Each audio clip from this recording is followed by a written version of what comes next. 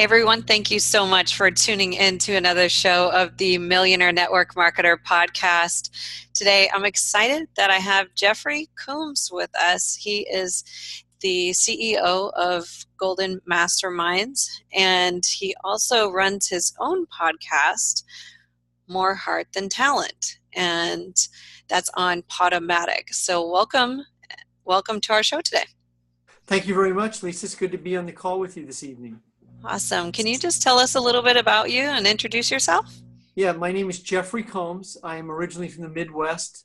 I've lived in California over 31 years. I'm the president and founder of Golden Mastermind Seminars Incorporated. I've been a addiction success coach, top-tier inspirational speaker, and best-selling published author for over 21 years. So I have a long history of free enterprise entrepreneurship, businesses from the comfort of my home, and also some traditional businesses, and have had the privilege in the last 21 years of coaching over 12,000 clients, 60,000 hours one-on-one. I speak 40 to 50 times a year and travel 150,000 air miles on United, doing what I love. That's awesome. We've invited you here today because we want to talk about the inner game of things, which is what you spend all of those hours dedicating to others and helping them change different blocks that they have, different subconscious beliefs that turn into inaction in business, and just helping us get to another place of understanding why maybe early experiences shaped different behavioral patterns that are present now. So I just kind of wanted to invite you on to talk about that, because some of that deeper stuff is what the personal development is really needed to get past that stopping block for people. Well, that is my niche. So what is it you would like me to cover for your audience tonight? I think starting out with early in life, we developed different behavioral patterns, and it shaped our subconscious beliefs. And can you cover how to start shifting those? Maybe it's inaction in business, and just believing something else that would allow people to move forward in their business now. Well, the reason people don't move forward is because they don't understand why they do what they do. So they go to a rally, a convention, a workshop, they go to an event, and they get motivated, but they don't really live inspired, most of them. Most of society has been conditioned to the neocortex of their left brain, and they've been educated in their left brain to think logically, and they oftentimes operate analytically. So they want to be told what to do, and so they'll ask me, how do I do it? Not really understanding why they do what they do. So a large percent of society is emotionally addicted to a set of feelings: anger, hate, resentment, guilt, shame, abandonment, rejection, overwhelmed feelings, grief, and apathy. That's what makes up our anxieties. So most of society is in an overwhelmed state, anxious, in fear and doubt. So they can perform admirably in a job, but most of these people have challenges when they step into a free enterprise business where they have to be self-directed, because they've been told what to do, but they don't know how to do it on their own.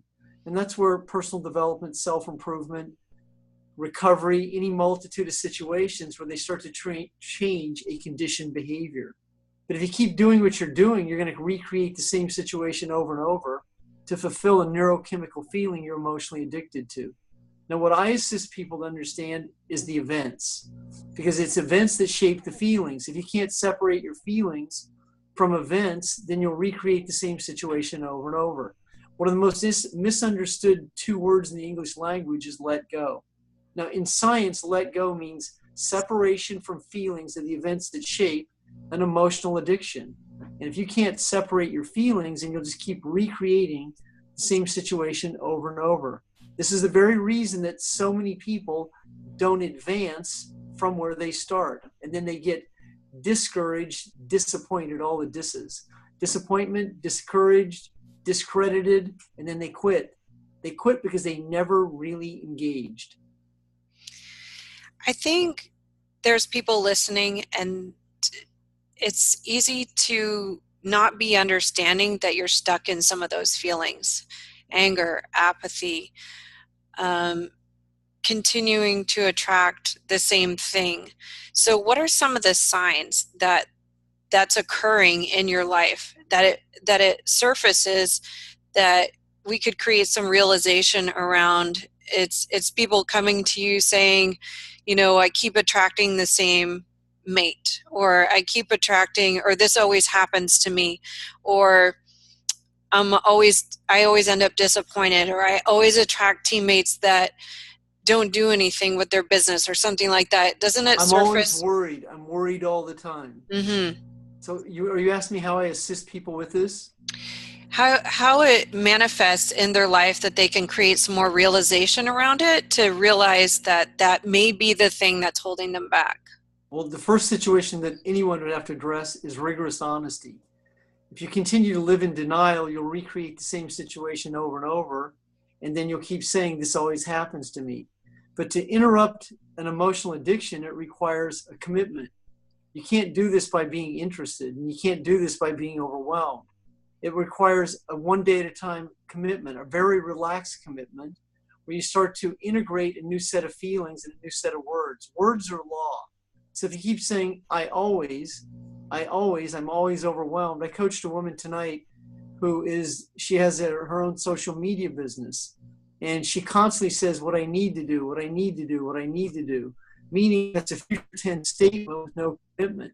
So after a few minutes, she was able to change her thought behavior and also started to change her words. So within 1 hour's time frame, she was beginning to change her sentence structure. Now, most people speak in non-commitment. So it's very common in any mid-sentence that this word guess is right there. They say guess without even knowing it. They say kinda, sorta, like to. But if your language style isn't committed, your body won't follow. That's what interest is. So interest will keep you chronically avoiding. Mm-hmm. I wrote a best-selling book called The Procrastination Cure. It was originally titled From Procrastination to Production. I sold it to Career Press, who made it turn it into a minor bestseller. That book unequivocally breaks down the 6 different procrastinator types, but most importantly, why you procrastinate. So I'm going to go back to what I stated earlier. If you're committed, then you're going to be able to look objectively through metacognition why you do what you do. It's the events that shape the feelings. So if you want to own a business and you don't have a clearly defined reason, then you just have these nebulous reasons. Oh, I want freedom. I want to help people. I want to travel. There's no clarity in that. There's no real emotion in that. That's the logical brain saying, oh, this is what I want. But there's a space where you have to find passion. You have to find meaning, conviction. And now we're talking about a small percent of society. Now, it's a proven fact that everyone could, and it's also a proven fact that most people won't.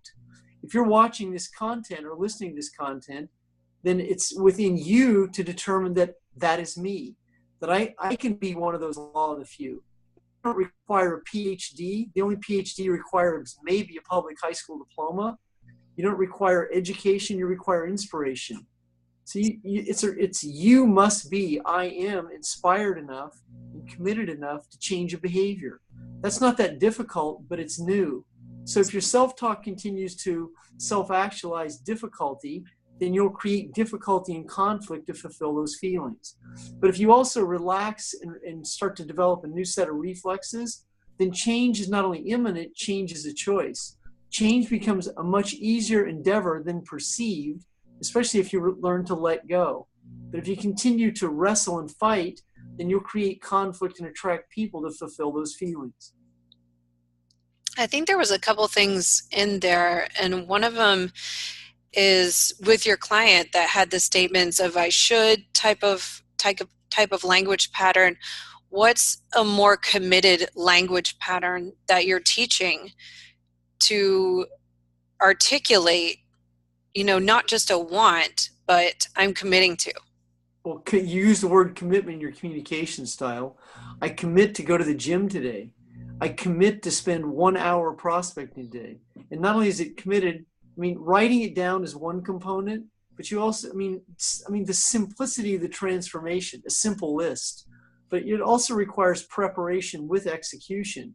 What many people do is they prepare, that's get ready, but they don't execute. So Right. there's a preparation execution equation that equals a result. Now, there's the term quantum leap, sum is greater than whole of parts, through the law of attraction, which really is the science of attraction, only happens through repetition and experience. So someone that is in a network marketing company, direct sales business, an internet marketer, well, you might be watching this, or you see them as a millionaire. Well, they've gone through some level of recovery process. They've reinvented themselves in some level, but most importantly, they've changed in their brain the way they think and feel. So there's some process of repetition experience where a new skill is actualized, which that's why it's so much easier to be a successful business owner than it is perceived.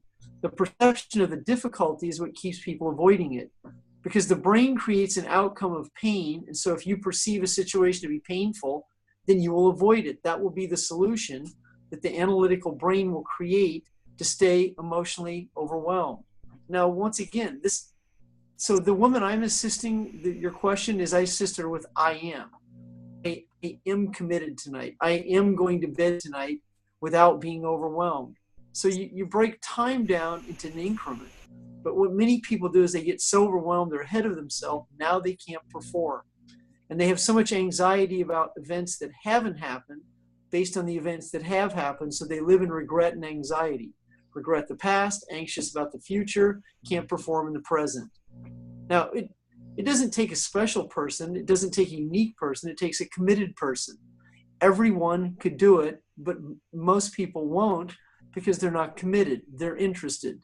So if you're watching this, you have to be able to be committed enough to be able to make some simple, subtle shifts in your emotions and your actions to where the law of alignment comes together, where you start to relax into the process. So your body is not in anxiety, your body is in awareness. So to increase that awareness, what do you usually recommend people do? Is it to meditate on it, to picture themselves succeeding? If they have even sometimes unknown blocks, how would they begin to release those and start to see a different outcome rather than a painful one? Well, books, podcasts, CDs. I recommend people like Dr. Joe Dispenza, Fred Allen Wolf. I recommend David Hawkins is my favorite. But even this kind of content, this content is not something you read, it's something you become. What many people do is they read a book or they listen to content and they go, okay, I did that. But that's not enough. Recovery is a long-term process. Myself, I have 30 years of drug and alcohol recovery. It happened one day at a time, only when I was ready to commit to it. I was willing to surrender, and the pain was great enough, which is the most tragic way to try and change. But once again, simplicity of change is not that difficult. But when you actually are committed to letting go, when you're committed to the process, but you have to have an outcome. So Pilates, exercise, all of these situations sometimes distract the mind to think you're doing something. But when you are consciously aware, awareness is how you're going to change. You're not going to change through exercise. Meditation is a good form where you can quiet the inner critic, but it also comes from being able to understand why you do what you do, let go of stories you tell yourself, especially about rejection and abandonment. Rejection and abandonment is a story that many people use to avoid ever being successful, because they make statements like, I don't like the word no, I don't like the word rejection. Well, it's important that you understand that in sales, people don't reject you. They're not buying because they're not interested. They don't buy because they don't see the value. They don't buy because you, the prospector or the business owner, telegraph your anxiety. Then there's gaps and delays in the communication. So once again, to all the things that you said are possibilities. That would be exercise, meditation.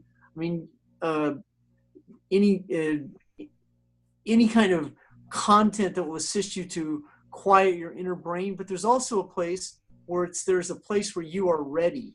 And if you're not ready, then nothing's going to happen. Because what many people do is they'll educate and medicate. They'll educate themselves and medicate themselves on education and then get ready to get ready. So that's where there's a cause, a purpose, a why, a reason. So anyone that faces an addiction, if you're not willing to let go of the addiction, then you'll stay emotionally addicted to the same situations over and over, and then your communication style will foster it. So if someone's going to quit a job, or if they want to leave a job, then they have to have a reason bigger than the problem. They have to have a vision of an outcome that they're willing to short-term be able to create the results through productive behaviors rather than continue to wish it to happen.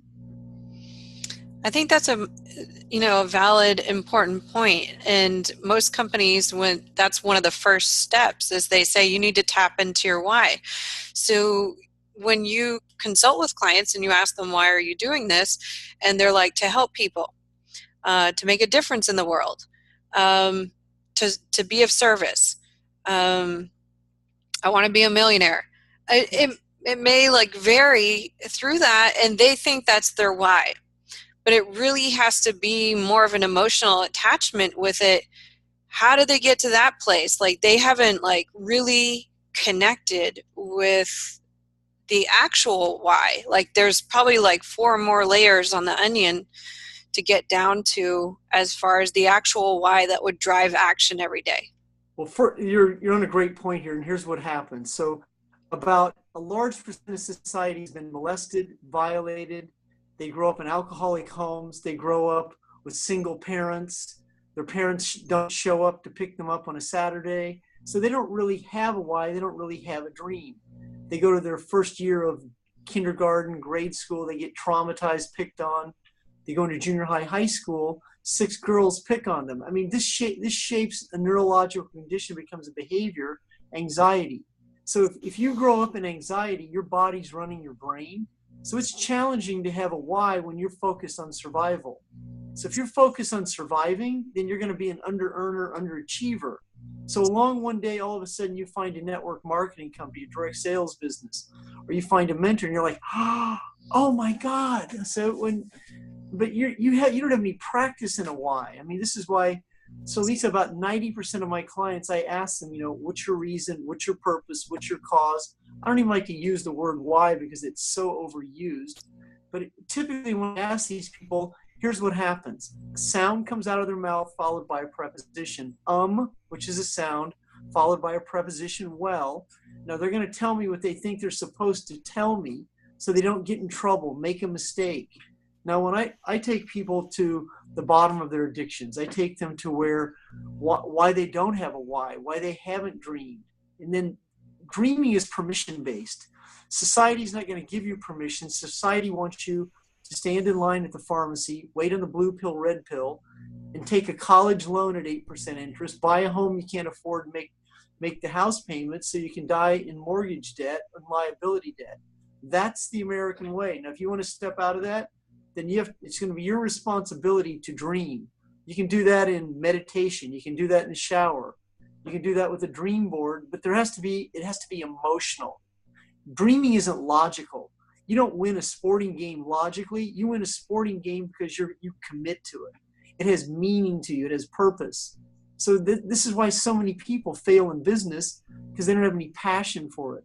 They spend more time worrying about failing than they do finding that edge, that edgy edge that they never gave themselves permission, that I will not be denied edge, that edge that I will do this, whatever I have to do, I will do it. Now we're talking about the law of the few. Now, if you want to be that law of the few, then you have to perform like the law of the few, and you have to be willing to do what the status quo won't. So if you own a business, that means you have to have dedicated blocks of time. On my Facebook page, I have a picture of myself sitting at my desk where I'm focused. I mean, it's not hocus pocus, I'm in focus. It's hocus pocus, it's produce time. And the outcome is going to come from the results and the production. Now, many people romance owning a business from their home. You put that person that romances, that has no skills on the 30-second commute from the bedroom to the boardroom, they're overwhelmed before they start. So there also has to be, in the process of goal achievement and achieving a why, there has to be a realistic process of the transformation, 6 months, 12 months, 18 months, 24 months, part-time, full-time. This can all happen. I mean, I've been rock bottom numerous times. I spent 9 months in jail for my addictions when I was in my 20s. I thought my life was over. I went right back out and drank for another 18 months, hit another rock bottom, got clean and sober at 31. Now, for me, I was done. The pain was great enough. I knew that I had wasted 14 years of my life being an addict, and I was going to dedicate the next 50 or 60 to living the good life. So that's what drove my why, is I didn't want to be like that anymore. But everyone has to come up with their own reason. And unfortunately, most people, they don't have it. They don't have a reason. They don't have a purpose. But that's why it's their responsibility to be able to find that at somewhere on the journey. And then you also have to be willing to stay in the process long enough that the transformation happens, that it clicks for you one day. And it's not mythical and magical. There's not a set of locks on the tumbler. You turn right, left, and oh, there's my breakthrough. It's a process. I mean, I didn't get 30 years of sobriety on day one. That happened over 365 days, 30 individual years, as I started to develop my sobriety muscle. It wasn't an overnight process, just like success isn't. But I'll tell you this, it's worth it. Because the price you pay is worth it for the person you become. The money comes from who you become. The money comes from service and value. The life you live comes from the service. It comes from being there for people where you can build a culture, build a team, come up with an idea, use your creativity and your innovation. That's what has to drive your inspiration. Motivation comes on the weekends at events. You're like, oh yeah. But the inspiration comes on Monday when you should have enough pride and dignity. I mean, your why is to become the person you want to become. That's reason enough just to start. So that's a little insight in your question. I think there's a pivotal point that you reached when you were 31 and you were like, okay, I wasted 14 years. Many times you had been through that process and said, okay, that was my rock bottom. And you made a decision. And one day at a time, you decided to have something different than you had experienced for the last 14 years. I think that's a pivotal time that others, not necessarily even going through the same thing that you went through, but they are addicted to a set of feelings of disappointment, they can start to use that same pivot point and one day at a time not have things in their life that create that same disappointment. So you went from that point to becoming a 7-figure earner. Now, most In people 2 would, businesses. right, in 2 businesses. And so most people wouldn't think of a jailbird sitting in there for 9 months, kind of sulking in what you had gone through and then coming out, and at a different point in life, deciding to become a millionaire twice. So there's a transition in there. Can you kind of help them understand one day at a time, like how they would maybe put the steps forward in their own business, of whether it be like time blocking and prospecting and making the calls, or how did that happen? In that's a monumental transition. Well, first of all, there's you, whoever's watching this, there's to be an integration and an implementation. So what many people do is they join a vocation and they see the glory of the vocation. So they go, all right, I want that.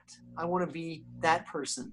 All right. And so you also don't want to compare yourself to someone because you have no idea the journey they've traveled.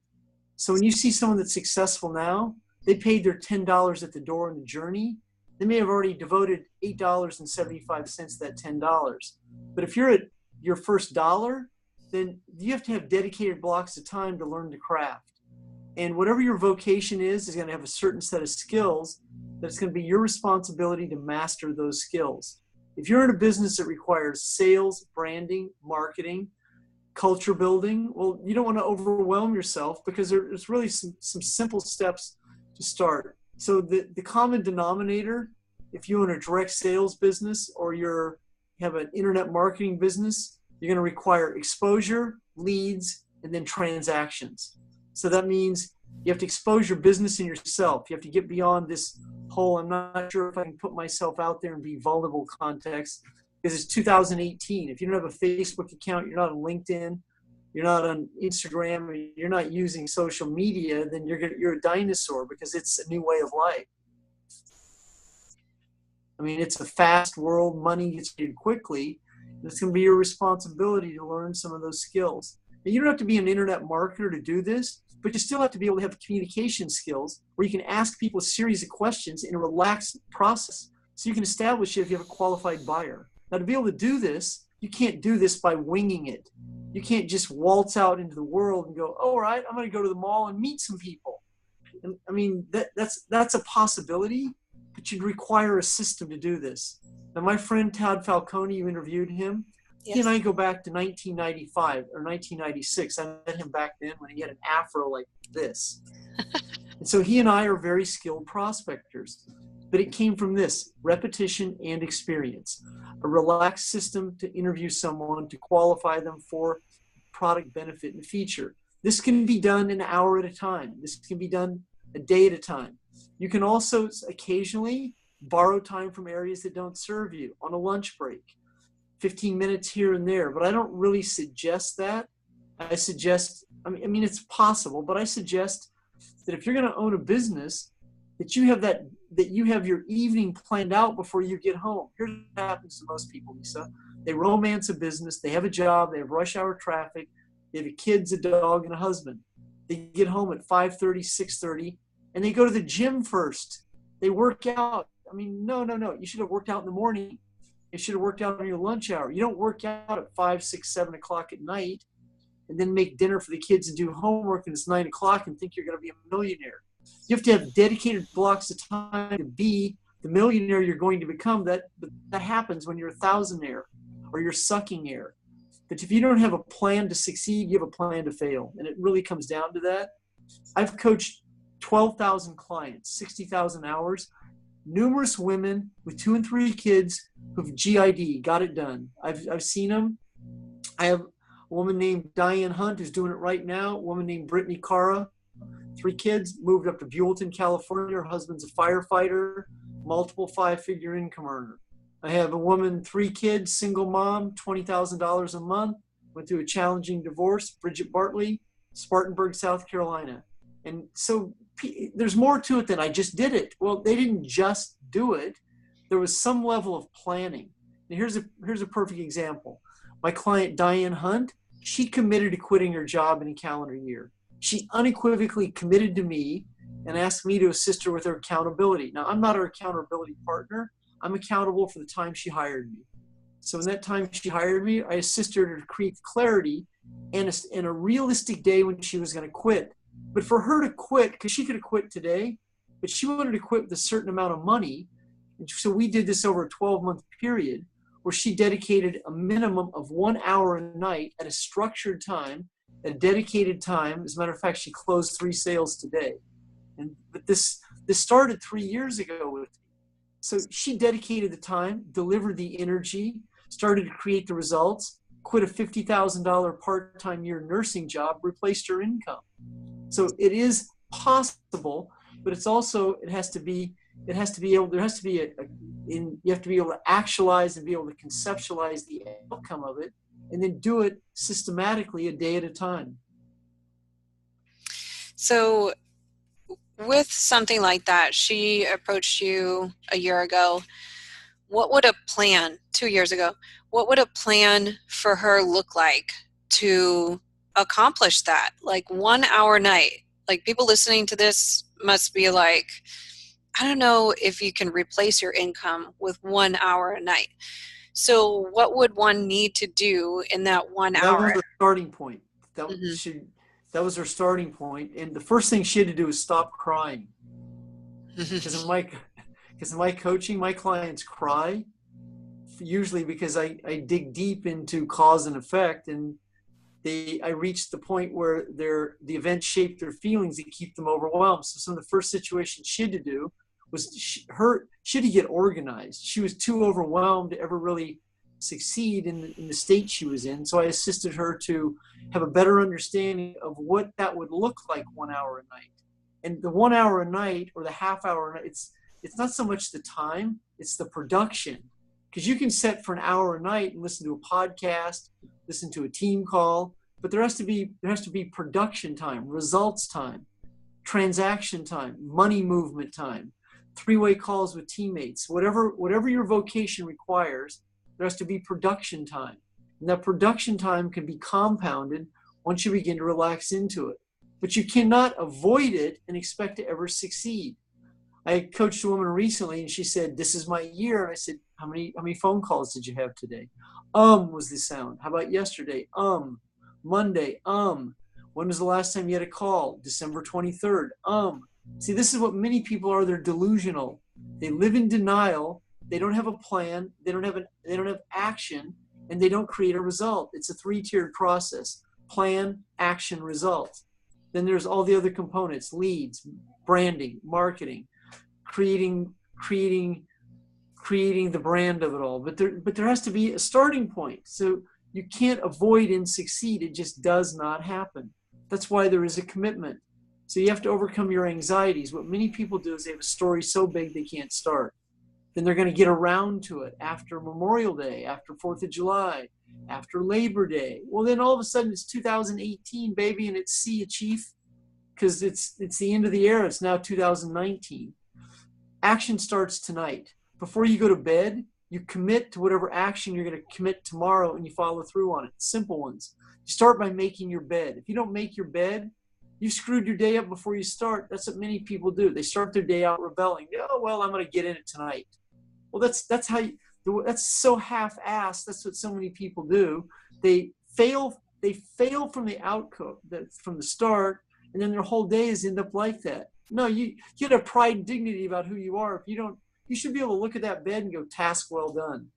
You should be able to take that 1 hour and go, well, I didn't make any sales, but I was in the repetition of the experience of it. Task well done.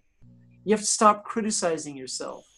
You have to stop comparing yourself, relax into the process, and be able to take some pride about the action you took. If you don't do that, you're never going to move forward. Oftentimes, the people who aren't performing for themselves perform well for an employer. Can you break down the psychology of that? Right. Well, yeah, right. So here's what that means. It means that a large percent of society is addicted to giving and serving. Somewhere along our lifespan, we lose our innocence. We become the third child out of 5. We're the first child out of 2. And we give up our innocence because we have to become a grown-up before our time. So if you grow up in addictions, conflict, situations like this, or you have to give your money to your parents or your family, well, this affects your dialogue with money and your ability to receive. And so what many people do is they become addicted codependents. It means they enable, over-obligate, do too much for others, put themselves last. Now, also you have to factor that the educational system is structured for you to use your left brain only. We read a book left to right. We take a test. We take a test left to right. The numbers are on the left side. We're conditioned to use our left eye iris. But we're not conditioned to use our limbic brain. Our limbic brain is our intuitive, creative brain. It's the brain. It's not the brain of reason. It's the brain of dream. It's the brain of our extrasensory perception, not our intelligent brain. So what we tend to do is we tend to give our power away, and we trade time for dollars, and we will devote our time to someone else's dream, a place called a job, and we'll get paid what the job is worth. And that's what most of society does.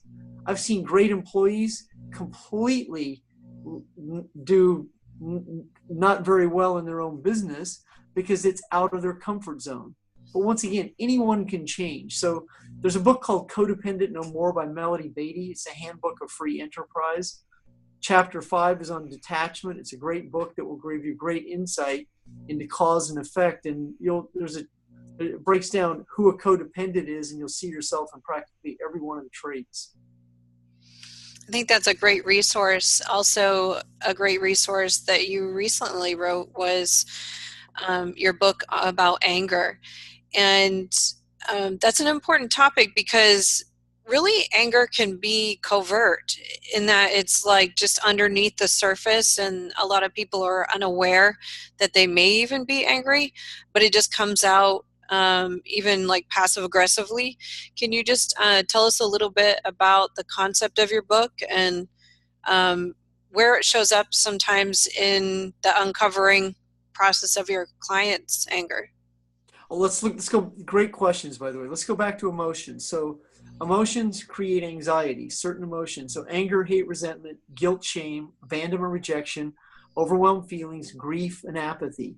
So, myself, in answering your question, I grew up with anger. I had challenges with one of my parents growing up. I was never good enough. No matter what I did, I couldn't perform to a set of standards. And I became angry. A lot of hostility, a lot of resentment.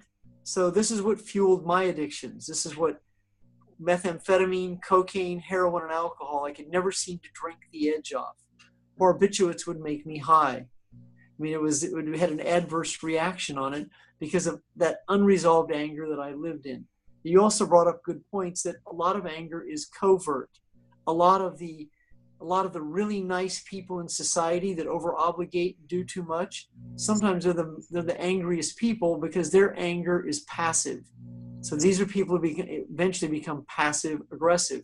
They will over obligate themselves, do too much for others, not get the recognition they deserve, and then they feel violated.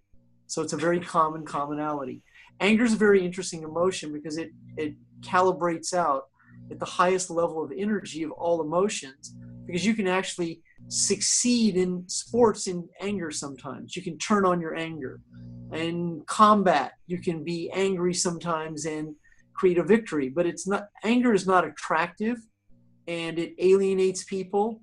And if you're angry, people can see it in your face, they can see it in your body language. And oftentimes you can be the silent victim. I mean, you can be sitting at home sulking in your depressed, repressed anger. So when you're talking about on the surface, what you're talking about are repressed emotions. This is what people live in, is in denial. And this is why they say, I don't know why I do this. I don't know why I do this. That's the denial state that I assist people to understand. You want to be able to turn anger into passion. It's a similar energy. So anger harnessed becomes very powerful. Anger unrealized and unrecognized alienates people. Passion attracts people. So that's the difference between power and force. Anger requires anger requires a counterforce. It requires someone to be in conflict with. Power, on the other hand, stands alone. It requires no energy outside of it. It magnetizes, where anger detracts. So as you start to have a better understanding of where your anger comes from, most anger comes from violations. It comes from sexual traumas, physical traumas, emotional traumas, being picked on, being violated, being singled out, being a minority, being made fun of. All of these situations, anger creates repressed feelings. Repressed feelings in the body then creates a placebo effect in the brain, and the brain wants some way to act it out. That's what tantrums are. That's what pouting is. That's what depression is. That's what conflict is. And this is what many people in anger, they have to be right. They would rather be right than rich. They would be rather right than prosperous. And these are the people that also like to create conflict. They have a conflict consciousness. Now, I'm in recovery of that. I'm one of those guys that could drink about 14, 15 shots, seduce myself into believing that I'm not drunk, and go out and get a DUI and then get pissed off at it and blame the system for my problems. Hey, it's not me. It wasn't my fault. I mean, this guy hit me. You know, that, and this kind of personality is always a victim. That's what happens in anger. And these are the type of people that typically, in a divorce, these are the kind of people who want to destroy you. They'll take a simple divorce and turn it into a $600,000 legal case, bankrupting both parties to prove someone wrong. I mean, this is how deep this can get in anger. What you want to be able to do is let go of anger. And anger is really, you want to be able to release the feelings based on the events that created the violations. Because once you can do that, then you're not the mind-body connection to the events that shape the anxiety. I want to finish with the last thing that you said about letting go. But first, I want to kind of demonstrate how that translates power versus anger on how that's coming across to a prospect. Because when you're coming from a place of anger and maybe pushy and almost desperate, Force. versus if it's, yeah, you're forced, like you need that sale, you need that accomplishment, you need the congratulations from your upline. It's a different thing, and it even results in a different person that you attract and magnetize into your business, versus if you're coming from that powerful place, then they're just like magnetic to you because they're like, whatever it is that this person has, I need to partner with them. Like, I don't know what light is coming from them, like if they drank a rainbow, but I need to be on their team, like, or whatever they're doing. Can we just talk about like how that anger and power dynamic translates into who Well, we anger are? creates desperation, and then power creates inspiration. So the type of power I'm conveying here is non-physical. Power is consciousness. When you are consciously aware, now you're talking about living in love, you're in light, you're enlightened, you're in joy, you're in bliss. In that kind of energy, you can't lose, because you can't lose what you don't have. I asked a woman Saturday at one of my events, I said, is today the day? Now, she knew what that meant. It meant, is today the day you're hiring me? And she said, I really wanted my husband to come. Now, I didn't ask her that. I asked her if today was today. So I know she's not buying. I don't feel rejected, and I was able to walk away from that easily and effortlessly, because in the law of plenty, there's no lack. So if this person doesn't buy from me, someone's going to. She didn't reject me. She gave me a qualified excuse because she couldn't make a decision. And so when you start to understand that there is no rejection, then you won't try and force the situation. Now, what you brought up is that many people, they come across as pushy, they come across as forceful, they come across as desperate, because they're coming from a lack mentality. So they want a result to fulfill their low self-esteem.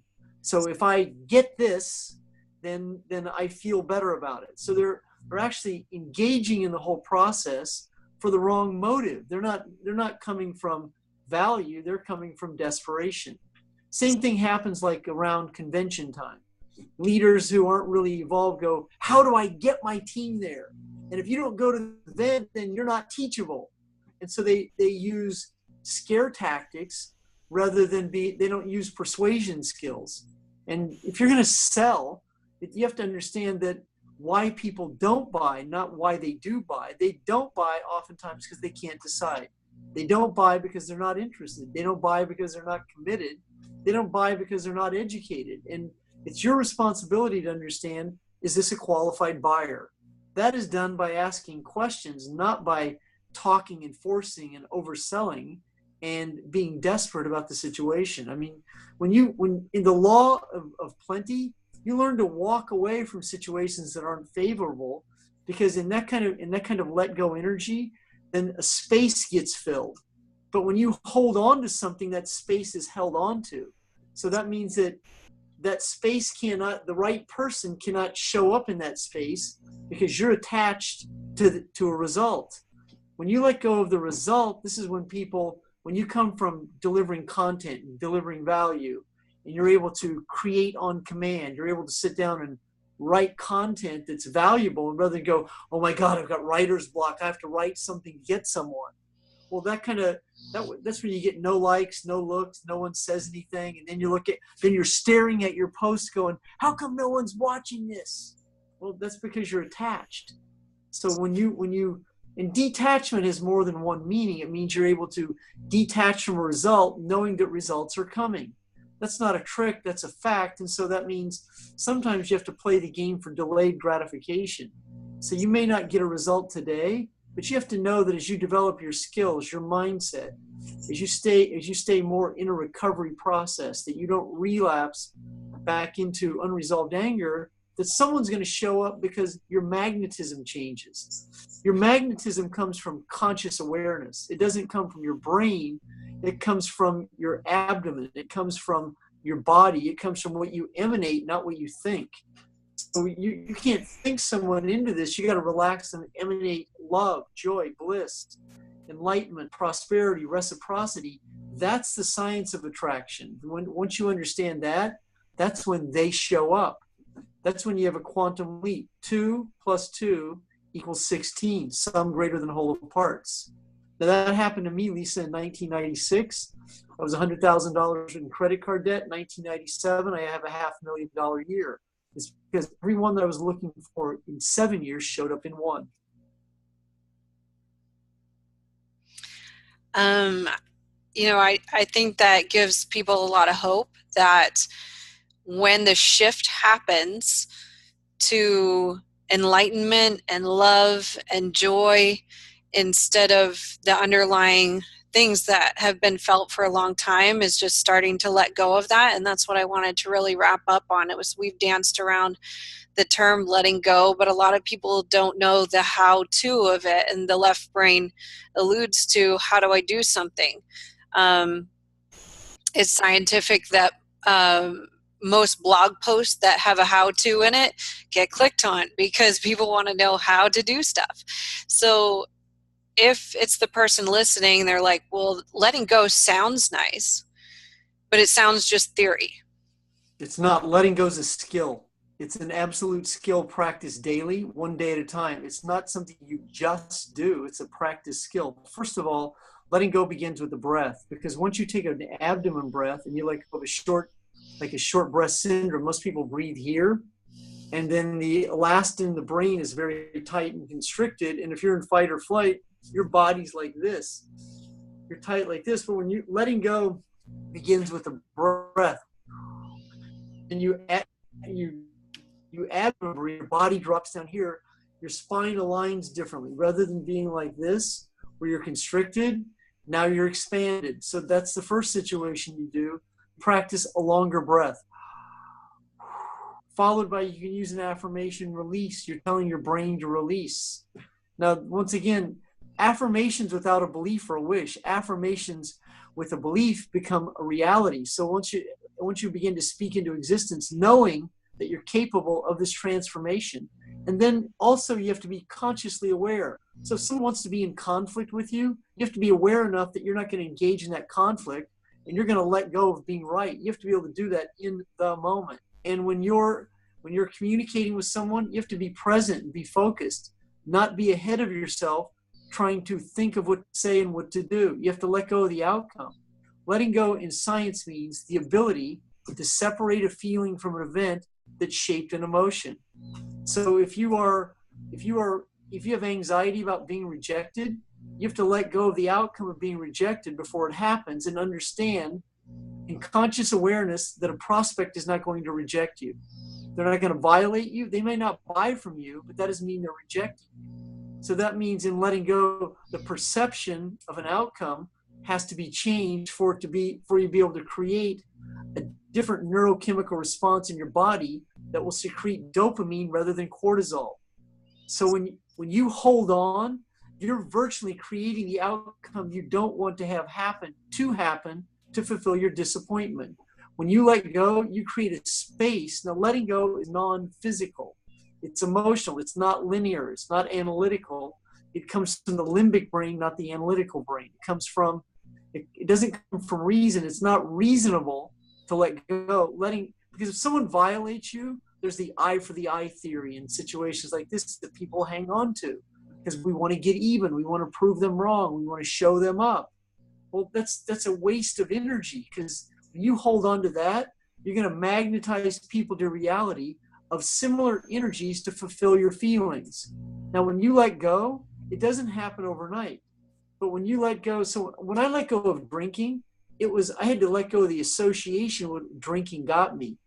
I used to believe that drinking made me dance better. It allowed me to pick up, and I would say this, women, and it didn't. I would attract people who were equally as addicted as me to feel the same misery as me. So I had to change my perception of that reality. So not only letting go also is an association change. You begin to change who you associate with, who you surround yourself with. And if some people go, well, I love my family that violates me. I've got to visit them every weekend. Well, you may have to make some choices that don't seem favorable at first, so you can live the life you want to live on your terms without feeling guilty. So those are just some of the skills required to practice the art of letting go. And my book, The Anger Factor, focuses on that. I love that. And I'll link to your book in the show notes. And if the audience wanted to reach out to you, what's the best way? Well, I'm a Facebook marketer. You can reach me on Facebook. My first name is spelled uniquely, Jeffery. Combs. I have 2 Facebook pages. I have a fan page and my personal page. I respond to my personal page. You can send me a Facebook message with your phone number, and I'll get back to you in a relatively short period of time.